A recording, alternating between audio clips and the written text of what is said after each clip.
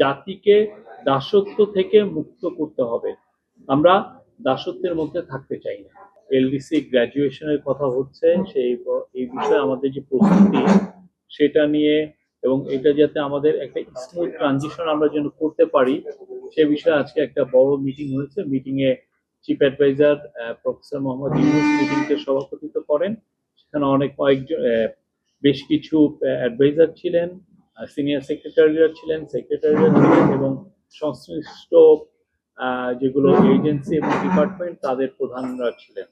তো যারা উপস্থিত ছিলেন তার মধ্যে ডক্টর সালেউদ্দিন আহমেদ, ডক্টর ওয়াহিদুদ্দিন মাহমুদ, বাণিজ্য উপদেষ্টা শেখ বশির উদ্দিন, আদিলুর রহমান খান শিল্প উপদেষ্টা, পররাষ্ট্র উপদেষ্টা তৌহিদ হোসেন, কৃষি উপদেষ্টা ব্রিগেডিয়ার জেনারেল সাকওয়াত হোসেন, স্বরাষ্ট্র উপদেষ্টা লেফটেন্যান্ট জেনারেল জাহাঙ্গীর আলম চৌধুরী, পরিবেশ উপদেষ্টা সৈয়দা রিজওয়ানা হাসান, প্রধান উপদেষ্টার বিশেষ সহকারী ডক্টর আনিসুজ্জামান চৌধুরী, আপনি জানেন যে উনি এই বিষয়টা উনি দেখভাল করছেন, মুখ্য সচিব সিরাজউদ্দিন মিয়া, বাংলাদেশ ব্যাংকের governor Ahsan H Mansur, NBR এর চেয়ারম্যান মোহাম্মদ আব্দুর রহমান খান, প্রধান উপদেষ্টার আন্তর্জাতিক বিষয়ক বিশেষ দূত লুৎফে সিদ্দিকী, ডাক, টেলিযোগাযোগ ও তথ্য প্রযুক্তি মন্ত্রণালয়ের দায়িত্বপ্রাপ্ত প্রধান উপদেষ্টার বিশেষ সহকারী ফয়েজ আহমেদ তৈয়ব এবং এসডিজি বিষয়ক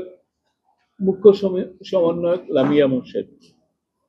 তো মিটিং এর শুরুতেই প্রফেসর ইউনূস একটি ইন্ট্রোডাক্টরি ভাষণ দেন। ভাষণের উপজীব্যটা আমি একটু পড়ে শোনাচ্ছি, আপনি এটা কোট করতে পারেন। উপদেষ্টা বলেন, আমাদের কাছে এটা পরিষ্কার হতে হবে যে আমরা আর পরনির্ভর হতে চাই না। উনি আসলে আজকে পুরো মিটিংটায় স্বনির্ভরতার উপরে জোর দিয়েছেন যে আমাদের যেই ডেডলাইনই থাকুক না কেন আমাদেরকে আসলে স্বনির্ভর হতে হবে। আমরা যেন নিজেদের পায়ে নিজেরা দাঁড়াতে পারি, আমাদের জন্য কোনো ধরনের কোনো দাসত্ব না নিতে হয়।